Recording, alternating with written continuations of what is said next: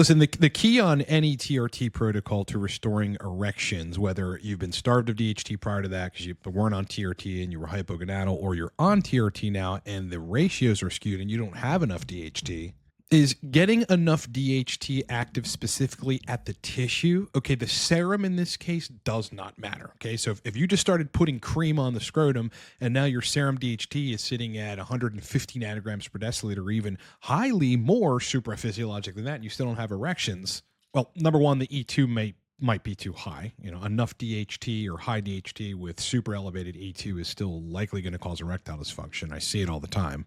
At the same time, that DHT, whether it's high in the serum or not, takes time to restore penile vasculature. In cases where you've been starved of DHT for a considerable time, you've got collagen deposition and fat infiltration where the smooth muscle should be in the penis. I think the smooth muscle is what facilitates erections. It's what makes it possible. So just like a broken arm needs to heal in a cast, you need to give DHT time to work on restoring erectile quality. Question really is, how long? How long does it take for DHT to help you get erections back if you're in a down state of EQ and you use either exogenous DHT or you use a tailored transscrotal cream protocol? On any dose of testosterone, like any protocol of TRT, how do you get enough DHT? And then how long do you wait until satisfactory erections arrive? All right, sit back, relax. Let's get into this. This is an important topic. Actually, DHT is what drives erections in every single one of us on TRT. So this is an incredibly important topic. Grab a beer, strap in. Let's get into it. Before we start the video, look, my company, which is Cortex Labs, is a TRT guidance and sexual dysfunction resolution company. Got a range of different products I'll explain at the end of the video, but super quickly, Mastering Libido and Erections, the official sexual function playbook for guys on TRT, dialing in on any ester, using DHT, cream, hybrid protocols, adjustment strategies. Everything you need to know about sexual function is in this playbook. It recently launched. It's 20% off, and you can get it down in the description of this video. Coaching, if you need to hire me for sexual dysfunction resolution, erection issues, libido issues, sensation, and climax problems on TRT, you can do so in under a minute at livecortex.com. I'm the world's foremost expert in this. This is full one-on-one protocol engineering to get your sexual function straight. The 3 and 6 month packages are 30% off right now. Then lastly, source lists. Self-explanatory, 20% off right now. And I got a couple courses on mastering certain esters, mastering testosterone cream for libido and erections, and mastering testosterone Cypionate for libido and erections. You can get all that stuff at livecortex.com. So we'll start with this study. This doesn't give us the time frame, but the primary point I want to make is, look, if you switch to cream because you've got ED on Cypionate, and after 4 weeks, you do not have full erection quality, and at that point, like, that Cypionate is largely out of your system, the protocol might be wrong. You might still have too elevated estrogen for the DHT that you're getting. And like, then you have to wait an additional 2 weeks for that E2 to come down. And then the DHT can actually do its work in terms of revitalizing the penile vasculature. Major point being is, like, when you switch to a DHT heavy thing when you're trying to fix erectile dysfunction on TRT, you might just have to wait. And I'm going to explain why. Like, what happens at the penile tissue when DHT is present? Even though the serum already says you're high, and 3-4 days after dosing cream, the serum DHT is going to be super high. You would think, well, I have enough DHT right here, I should have erections, but that's not how it works. DHT takes time to go give you better erections. We know that if you castrate a rat and then you give them Finasteride, and you also give them testosterone, they still have erectile dysfunction. But if you restore the DHT, the erectile dysfunction abates.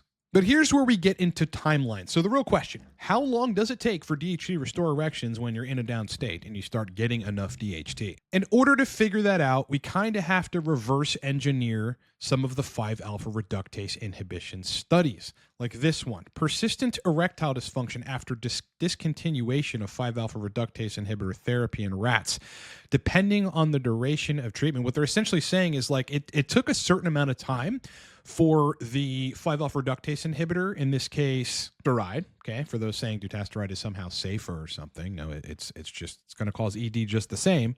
It ultimately took minimally 4 weeks. Okay, they go dutasteride administration for 4 and 8 weeks, significantly decreased erectile parameters compared with the control group. But they don't say they measured it at 2 weeks. They don't say there was significant erectile dysfunction at 1 week. Probably the case was the person had enough DHT, in this case, these were rats, to support erectile function, right? This is down to the endothelium, the smooth muscle content, the vasculature, the arterial inflow, all the things that matter when it comes to erections. And then if it was starved of DHT for long enough, then after 4 weeks, the erectile dysfunction started. And then, of course, 8 weeks, it's significantly worse. They end up concluding our study showed that the recovery from ED depended on, let me shrink myself here because you can't actually see that, depended on the duration of medication, meaning how long DHT was blocked. And administration of dutasteride for more than 8 weeks in rats could result in irreversible ED even after discontinuation of the medication. Now, it's not irreversible. You just need to restore the DHT tone in the penis, which could take time. Now, trying to reverse engineer this is why this is so important for guys that have taken finasteride and have PFS, or curcumin and have PFS, or turmeric, or other 5-alpha reductase inhibitors, but also at the same time, guys on TRT that haven't taken hair loss drugs, but that have ED due to insufficient DHT at the tissue. I don't care what your serum says, and you should care, but it's not the predominantly influential marker. What if your blood could be super physiologic, but you still have ED? And again, it's either too elevated estrogen or its DHT hasn't had enough time to work at the penile vasculature level. So here's the thing, okay? This paper is titled Androgen Deficiency Impairs Erectile Function in Rats Through Promotion of Corporal Fibrosis, right? Those are the two chambers, the cavernosa, the corpus cavernosa of the penis that fill up with blood, but they also contain a great degree of smooth muscle cells. Castration group showed lower level of T and ratio of ICP, MAP, reduced ratio of penile smooth muscle cells, collagen, increased extracellular matrix protein deposition, and a higher expression of the SMAD and non-SMAD pathways.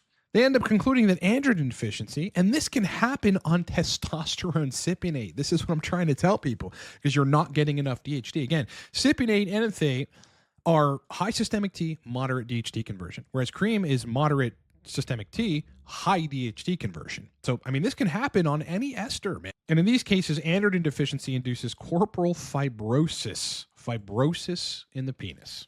So here's a real question. In that case, whether you took 5-alpha reductase inhibitors or not, if you were starved of DHT for any reason, whether it's a crappy protocol or you had high prolactin for 2 years because you have a prolactinoma, or it's because you took a 5-alpha reductase inhibitor, or you're on a crappy TRT protocol that for some reason your body is not converting enough to DHT, it's going to take time via those mechanisms of improving smooth muscle function, optimizing the endothelium, improving arterial inflow, removing the collagen and fat depositions where the smooth muscle is supposed to be, to restore all of that so that you have erectile quality. So here's what this means in practical terms for TRT protocols. What it means is if, say, you're running 5 pumps of 100 milligram cream on the scrotum every day, and you have some HCG and some DHEA, you end up in a reasonable place with estradiol, and you've got loads of DHT. And then you have rockin' erections. Like almost everybody on cream has insane erections if you can dial it in. Again, you got to find the dose that makes sense for you.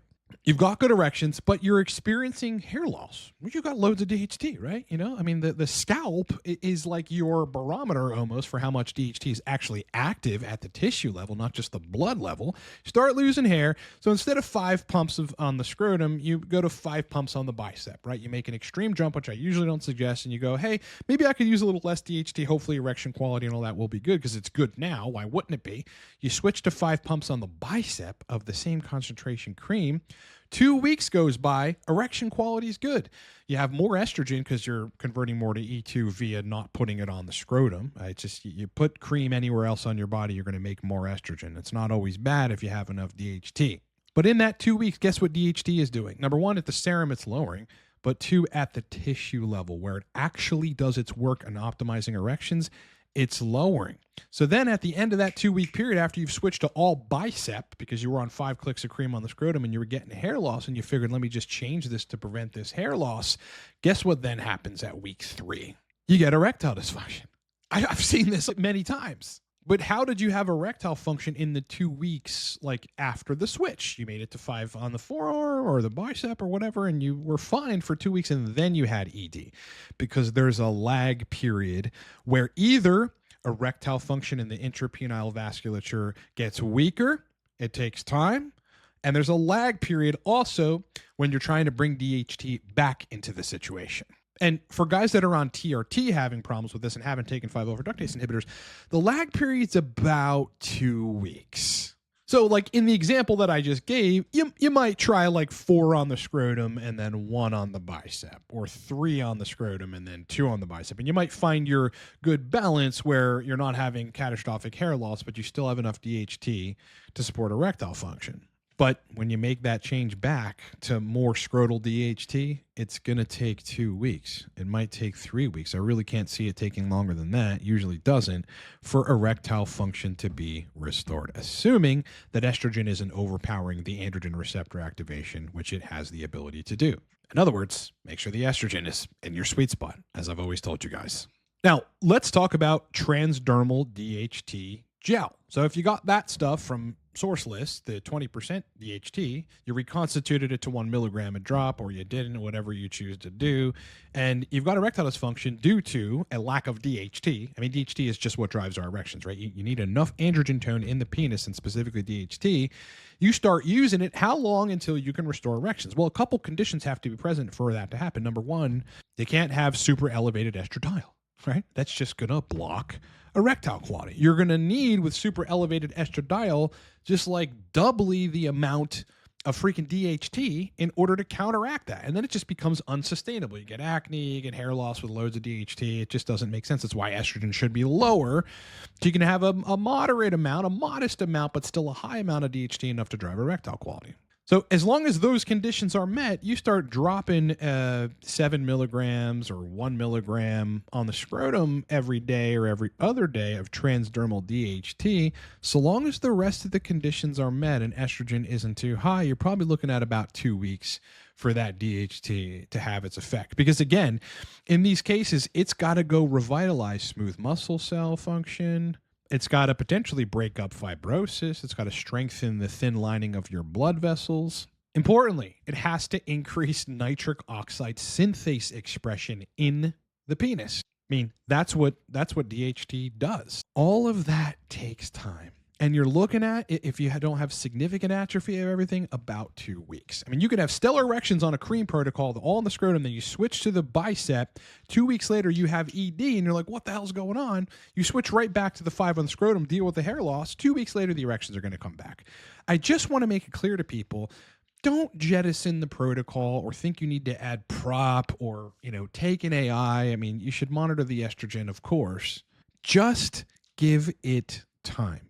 DHT takes time to restore erections, and you're looking at 2 weeks. Now, if you're one of those finasteride people, or you've taken something that blocked DHT for a long time, then it's unknown. Sometimes it's 3 weeks.